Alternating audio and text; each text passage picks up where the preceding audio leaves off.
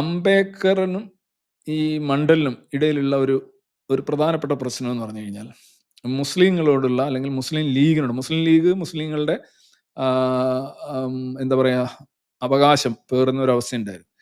അപ്പം മുസ്ലിങ്ങളോടുള്ള എന്ത് സമീപനം എന്തായിരിക്കണം അൺഡിവൈഡഡ് ഇന്ത്യയിൽ എന്നുള്ള കാര്യത്തിൽ അംബേദ്കറും ആം, ആ, ജയൻ മണ്ഡലും തമ്മിൽ ആ, വലിയ തോതിലുള്ള തർക്കം തന്നെ ഉണ്ടായിരുന്നു. അവർ പരസ്പരം അവരിഷ്ടപ്പെട്ടിരുന്നില്ല. എൻ്റെ അഭിപ്രായം ഇഷ്ടപ്പെട്ടിരുന്നില്ല. ഇവിടെ ഞാൻ വേറൊരു കാര്യം പറയാം. ഈ മുഹമ്മദ് അലി ജിന്ന ഈ ജസോർ കുൽന സീറ്റ് അംബേദ്കർക്ക് കൊടുത്തതിൽ മുസ്ലിം ലീഗിനോട് ഭയങ്കര ദേഷ്യത്തിലായിരുന്നു. ഈ ജിന്ന എപ്പോഴും മണ്ഡലിനെ തന്റെ റൈറ്റ് ഹാൻഡ് മാൻ വരെയൊക്കെ വിശേഷിപ്പിച്ചിട്ടുണ്ട്. മുസ്ലിങ്ങൾ ഹിന്ദുക്കളുടെ ജാതീയമായ അടിച്ചമർത്തലുകളിൽ നിന്ന് മോചനം നേടണമെന്നുണ്ടെങ്കിൽ ഒരു ഇസ്ലാമിക രാഷ്ട്രത്തിൽ മാത്രമേ സാധിക്കുള്ളൂ. നിങ്ങളൊരു പാകിസ്ഥാനിലേക്ക് വന്നു കഴിഞ്ഞാൽ നിങ്ങൾക്ക് 33% വരെ നിങ്ങൾക്ക് സംവരണം തരാം എന്നൊക്കെയുള്ള വാഗ്ദാനങ്ങൾ പാകിസ്ഥാന്റെ ആൾക്കാരുടെ ഭാഗത്ത് നിന്ന് പലപ്പോഴായിട്ടുണ്ടായിട്ടുണ്ട്. പ്രത്യേകിച്ച് ജിന്നയോട് വലിയ അമിതമായിട്ടുള്ള ബഹുമാനവും വിധേയത്വമായിരുന്നു മണ്ഡൽ. എന്തുകൊണ്ടാണ് മണ്ഡൽ ജിന്നയുമായിട്ട് അത്ര അടുക്കാൻ കാരണം എന്ന് പറഞ്ഞാൽ, ജിന്ന ഇപ്പുറത്ത് കിടക്കുന്ന വെസ്റ്റ് പാകിസ്ഥാനിൽ വരുന്ന ആളാണെങ്കിലും ഇന്ത്യയിൽ മൊത്തത്തിലുള്ള മുസ്ലിങ്ങൾ ഒരു നേതാവ് എന്ന നിലയിൽ ജിന്ന 1940 ലാഹോർ ഡിക്ലറേഷൻ വെച്ച് തന്നെ ഈ സ്വാതന്ത്ര്യം വേണം, ആ സ്വാതന്ത്ര്യം എന്ന് പറയുന്നത് എന്താണ്, പാകിസ്ഥാൻ ഉണ്ടാക്കാനുള്ള സ്വാതന്ത്ര്യം എന്ന് അവർ ഡിക്ലെയർ ചെയ്യും. അതിനുശേഷം 42 ക്വിറ്റ് ഇന്ത്യ സമരം പരാജയപ്പെടുകയും അതിനുശേഷം മുസ്ലിം സോൾജിയേഴ്സ് വളരെ ടാക്ടിക്കലായിട്ട് ബ്രിട്ടീഷ് സൈന്യത്തിൽ പ്രവർത്തിക്കുകയും ചെയ്തപ്പോൾ ഈ സ്റ്റഫോർഡ് ക്രിഫ്റ്റിന്റെയും ക്യാബിനറ്റ് മിഷനൊക്കെ വരുന്ന സമയത്ത് മുസ്ലിങ്ങൾ മൊത്തത്തിൽ ഇന്ത്യയിലെ ബ്രിട്ടീഷുകാരായിട്ടുള്ള ബാർഗെയിനിങ് എന്ന് പറഞ്ഞാൽ വിലപേശൽ രാഷ്ട്രീയത്തിൽ വളരെ നിർണായകമായിട്ടുള്ള സ്വാധീനം ചെലുത്തിയിരുന്നു. കോൺഗ്രസ് വളരെയേറെ ദുർബലപ്പെട്ട ഒരു സമയമാണ് ഈ ക്വിറ്റ് ഇന്ത്യ മുതൽ 42 മുതൽ 47 വരെയുള്ള സമയം. അതുകൊണ്ട് ഒരുപാട് കോംപ്രമൈസുകൾക്ക് അവർക്ക് വഴങ്ങേണ്ടി വന്നു, രാജ്യം തന്നെ മുറിക്കേണ്ടി വന്നു. അപ്പൊ അപ്പോഴൊക്കെ മണ്ഡൽ കാണുന്നത് അംബേദ്കർക്ക് പ്രത്യേകിച്ച് വലിയ ഒരു എന്താ പറയാ വലിയൊരു സ്വാധീനമൊന്നുമില്ല. പുള്ളി കോൺഗ്രസിൻ്റെതായിട്ടുള്ള ഒരു രീതി അല്ലെങ്കിൽ കോൺഗ്രസിനെ ക്രിട്ടിസൈസ് ചെയ്യുന്നു. അംബേദ്കറിന് ഇന്ത്യയാണ് പ്രധാനം, ഒരു നാഷണലിസ്റ്റ് ആയിരുന്നു ആ രീതിയിൽ. പക്ഷെ അങ്ങനെ ആയിരുന്നില്ല മണ്ഡലിന് അങ്ങനെ ഇന്ത്യ എന്നുള്ളതിനോട് അല്ല. മണ്ഡലിന് ഈ ഹിന്ദു അപ്പർ കാസ്റ്റ് റെജീം ആയിരിക്കും ഇന്ത്യ ബ്രിട്ടീഷുകാർ പോയി കഴിഞ്ഞാൽ വരാൻ പോവുക. പണ്ഡിറ്റ് നെഹ്റു ഉൾപ്പെടെ പട്ടേൽ ഉൾപ്പെടെയുള്ള എല്ലാവരും തന്നെ അങ്ങനെയുള്ള ആളുകളാണ്. അതുകൊണ്ട് നമുക്ക് വലിയൊരു ഇതില്ല. അതുകൊണ്ട് പാകിസ്ഥാൻ ആണ്, മുസ്ലിം ലീഗാണ് കുറച്ച് നല്ലത് എന്ന് അവർ ചിന്തിക്കും. പ്രത്യേകിച്ച് ഇസ്ലാമിലെ ഈ ജാതിയില്ല എന്നുള്ള ഒരു അന്ധവിശ്വാസവും മണ്ഡലിനുണ്ടായിരുന്നു. അങ്ങനെ മണ്ഡല് മുഹമ്മദ് അലി ജിന്നയായിട്ട് ചേർന്ന് പാകിസ്ഥാൻ 2 പാകിസ്ഥാൻ, അവിടെ പിന്നെ വെസ്റ്റ് പാകിസ്ഥാൻ, പഞ്ചാബ്, ഗുജറാത്ത്, രാജസ്ഥാൻ, ആ ഭാഗത്ത് വരുന്ന പാകിസ്ഥാൻ, കാശ്മീർ, ആ പാകിസ്ഥാൻ, വെസ്റ്റ് പാകിസ്ഥാൻ, ഇപ്പോഴത്തെ പാകിസ്ഥാൻ. അതിന്റെ മുറി കടന്ന എവിടെയാണ് ബംഗാൾ, പകുതി ബംഗാൾ, ഈസ്റ്റ് ബംഗാൾ. അപ്പൊ ഈസ്റ്റ് ബംഗാൾ പാകിസ്ഥാൻ, ആ പാകിസ്ഥാൻ, വെസ്റ്റ് പാകിസ്ഥാൻ, ഈസ്റ്റ് പാകിസ്ഥാൻ, 2 പാകിസ്ഥാനായിട്ട് അങ്ങനെ വളരെ നടുക്ക് ഇന്ത്യ ആയിട്ട് ഇരിക്കുന്ന സമയത്ത് ഇവിടുത്തെ പാകിസ്ഥാനിലേക്ക് ആണ് ശരിക്കും മണ്ഡൽ പോകുന്നത്. മണ്ഡൽ പോകുമ്പോഴെല്ലാം അംബേദ്കർ പറയുന്നുണ്ട്, ഒന്നാമത് ഈ മുസ്ലിം ലീഗിനെ ട്രസ്റ്റ് ചെയ്യുന്നത് ആത്മഹത്യാപരമാണ്, നിനക്ക് അറിയാത്തത് കൊണ്ടാണ്, നിങ്ങൾ പഠിക്കാത്തത് കൊണ്ടാണെന്നൊക്കെയുള്ള രീതിയിൽ അംബേദ്കർ നിരന്തരം പറയുന്നുണ്ട്. അവരെ യഥാർത്ഥത്തിൽ ഈ ഹിന്ദുക്കളുടെ ഇടയിലെ കാസ്റ്റ് സിസ്റ്റം, അതുപോലെ തന്നെ ജാതീയമായ അടിച്ചമർത്തൽ ഒക്കെ വലിയ തോതിലുള്ള വിഷയമാക്കുന്നത് അവർക്ക് ദളിതരോടോ ഡിപ്രസ് ക്ലാസ്സിനോടോ ഉള്ള എന്തെങ്കിലും സ്നേഹം കൊണ്ടോ മമത കൊണ്ടോ ഒന്നുമല്ല. അവർക്ക് അവരുടെ രാഷ്ട്രീയം അതാണ്. അതിനൊരു ഉദാഹരണം പറഞ്ഞു കഴിഞ്ഞാൽ, ഇത് മതപരമാണ്, ഇത് രാഷ്ട്രീയം പോലും അല്ല. അപ്പൊ ജിന്നയായാലും പ്ലേ ചെയ്തത് മതത്തിന്റെ അടിസ്ഥാനത്തിലാണല്ലോ രാജ്യത്തെ ഉണ്ടാക്കിയത്. അപ്പം ഈ യോഗേന്ദ്രനാഥ് മണ്ഡല് 1947 പാകിസ്ഥാനിൽ 47 പാകിസ്ഥാനിൽ പോകുമ്പോൾ അവിടെ ആദ്യത്തെ നിയമമന്ത്രിയും ജസ്റ്റിസ് ആൻഡ് ലോ മിനിസ്റ്ററും ആവുന്നുണ്ട്. അതുപോലെ തന്നെ ലേബർ മിനിസ്റ്ററും ആവുന്നുണ്ട്. അവിടെ നിയമിക്കപ്പെടുകയാണ്. ലിയാഖത്ത് അലിയുടെ മന്ത്രിസഭയിൽ ചേരുകയും ചെയ്യുന്നുണ്ട്. പക്ഷേ എന്താ പ്രശ്നം എന്ന് പറഞ്ഞു കഴിഞ്ഞാൽ, ഇത് നമ്മളൊരു ഡ്രോയിങ് കമ്പാരിസൺ വെച്ച് നോക്കുകയാണെന്നുണ്ടെങ്കിൽ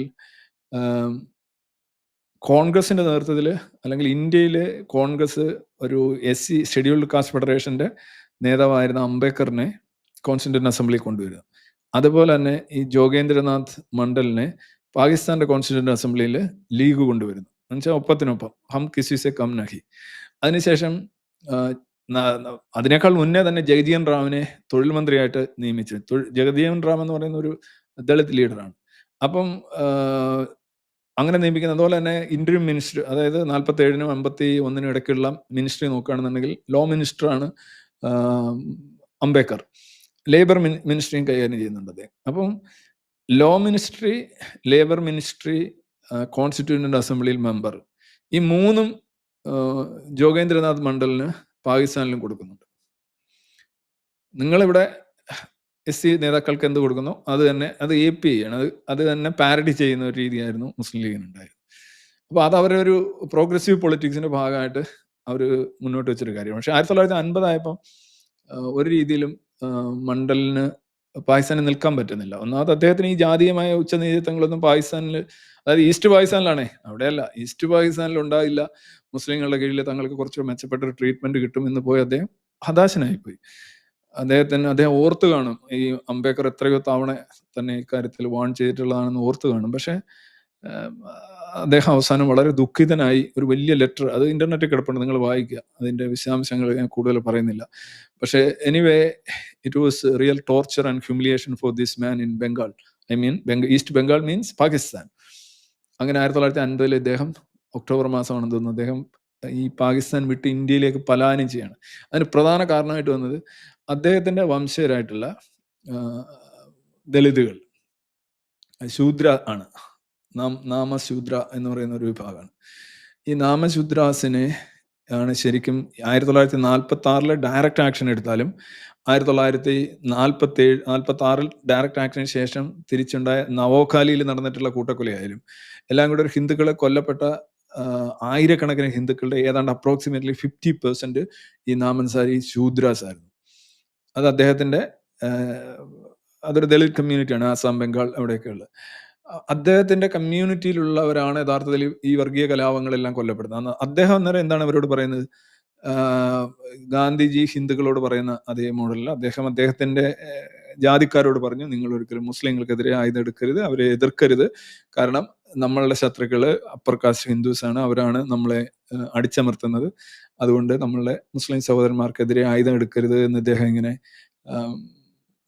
ഇങ്ങനെ ആഹ്വാനം ചെയ്തുകൊണ്ടേയിരുന്നു, തിരിച്ചടിക്കരുത് എന്ന് ആഹ്വാനം ചെയ്തുകൊണ്ടിരുന്നു. പക്ഷെ അവസാനം വന്നപ്പം more than half of the killed എന്ന് പറയുന്നത് അംബേദ്കർ ഈ പറയുന്ന ഇദ്ദേഹത്തിന്റെ നാമധാരി ശൂദ്രാസ് ആയിരുന്നു. അത് കാരണം അവസാനം എന്താ സംഭവിച്ചതെന്ന് വെച്ച് കഴിഞ്ഞാൽ അദ്ദേഹം എല്ലാം കൊണ്ട് അദ്ദേഹത്തിന്റെ സ്വപ്നങ്ങളും എല്ലാം നശിച്ച് അദ്ദേഹം തിരിച്ച് ഇന്ത്യയിലേക്ക് വരികയാണ്. ഇന്ത്യയിൽ വന്ന് വളരെ 10-18 വർഷം അദ്ദേഹം ജീവിച്ചു എന്നാണ് എൻ്റെ ഓർമ്മ. അദ്ദേഹത്തിന്റെ ജീവിതം അദ്ദേഹത്തിന് ഇവിടെയും വേണ്ടാതായി, അവിടെയും വേണ്ടാതായി. ഇവിടെ പക്ഷെ അദ്ദേഹം പിന്നെ അംബേദ്കറെ കണ്ടില്ല. അംബേദ്കർ 56-ലാണ് മരിക്കുന്നത്. അംബേദ്കറെ തമ്മിൽ പിന്നെ ഇതിന് ശേഷം കണ്ടിട്ടില്ല. പക്ഷെ ഇദ്ദേഹത്തിന്റെ ഒരു ചരിത്രം തന്നെ വളരെ ദയനീയമായ ഒരു ചരിത്രമാണ് കാര്യം നോക്കുന്നത്. രാഷ്ട്രീയപരമായ ശരിതെറ്റുകൾക്കുപ്പുറം അദ്ദേഹം വിശ്വസിച്ചു പോയ ഒരു പ്രസ്ഥാനം, മുസ്ലിം ലീഗിൽ ചേർന്ന് പ്രവർത്തിച്ച ആളാണ് ഈ ജോഗീന്ദ്രനാഥ് മണ്ഡൽ. അപ്പൊ അതിൽ നിന്ന് നമ്മൾ മനസ്സിലാക്കുന്ന ഒരു കാര്യം, ഇദ്ദേഹം ഒരു ബംഗാളിയാണ്. ബംഗാളിൽ യഥാർത്ഥത്തിൽ ഈ ബംഗാൾ ഭരിച്ചുകൊണ്ടിരുന്ന സുഹ്രാബാദിയാണ്. സുഹ്രാബാദിയുടെ മിനിസ്റ്ററിലും ഇദ്ദേഹം ഉണ്ടായിരുന്നു. അപ്പൊ അവിടെ മുസ്ലിം ലീഗ് പ്രബലമായ ഒരു ശക്തി ആയതുകൊണ്ട് തന്നെ ഈ മുസ്ലിങ്ങൾക്ക് മാത്രമാണ് ഈ ഷെഡ്യൂൾഡ് കാസ്റ്റിന് ഒരു ഉന്നമനം കൊണ്ടുവരാൻ കഴിയുക, അവരോടൊപ്പം ചേർത്ത് നിന്നാൽ മാത്രമാണെന്ന് അദ്ദേഹം ധരിച്ചിട്ടുണ്ടാവും. അത് ബംഗാളിലെ സ്ഥിതി അതായിരിക്കും. അത് മാത്രമല്ല, ബംഗാൾ ഡിവൈഡ് ചെയ്ത് പാകിസ്ഥാനിലോട്ട് പോകുന്നുണ്ട്, ഒരു അതിർത്തി എന്ന നിലയിലും അദ്ദേഹത്തിന്റെ സ്ഥലത്തിന് വലിയ പ്രാധാന്യമുണ്ട്. പക്ഷെ അതല്ല യഥാർത്ഥത്തിൽ മറാത്ത അല്ലെങ്കിൽ മഹാരാഷ്ട്ര, ഗുജറാത്ത് ആ റീജിയനിൽ നിൽക്കുന്ന അംബേദ്കറുടെ ഒരു ജിയോ പൊളിറ്റിക്കൽ ബാക്ക്ഗ്രൗണ്ട് എന്ന് പറയുന്നത് വ്യത്യസ്തമാണ്. മറാത്തെ അത് കൂടുതലും ഇന്ത്യയിൽ നിൽക്കും എന്ന് ഉറപ്പുള്ള രീതിയിലാണ് അംബേദ്കറുടെ രാഷ്ട്രീയം തന്നെ പരുവപ്പെട്ടു വരുന്നത്. എന്നാൽ ഇവിടെ കൂടുതൽ പ്രഹരശേഷിയും രാഷ്ട്രീയ ശേഷിയും വയലൻസിനുള്ള ശേഷിയൊക്കെ തന്നെ ഇവിടെ മുസ്ലിം ലീഗിനും മുസ്ലിങ്ങൾക്കുമാണ് എന്ന് മനസ്സിലാക്കിയാണ് ജോഗേന്ദ്രനാഥ് അങ്ങോട്ട് മാറുന്നത്. പക്ഷെ എന്താ സംഭവിച്ചതെന്ന് വെച്ച് കഴിഞ്ഞാൽ ഹി ഹാഡ് ടു റിട്ടേൺ. അതൊരു വളരെ ഹ്യൂമിലിയേറ്റിംഗ് റിട്ടേൺ ആയിരുന്നു. അതിനെക്കുറിച്ചാണ് ഞാൻ ഇന്ന് സംസാരിക്കുന്നത്.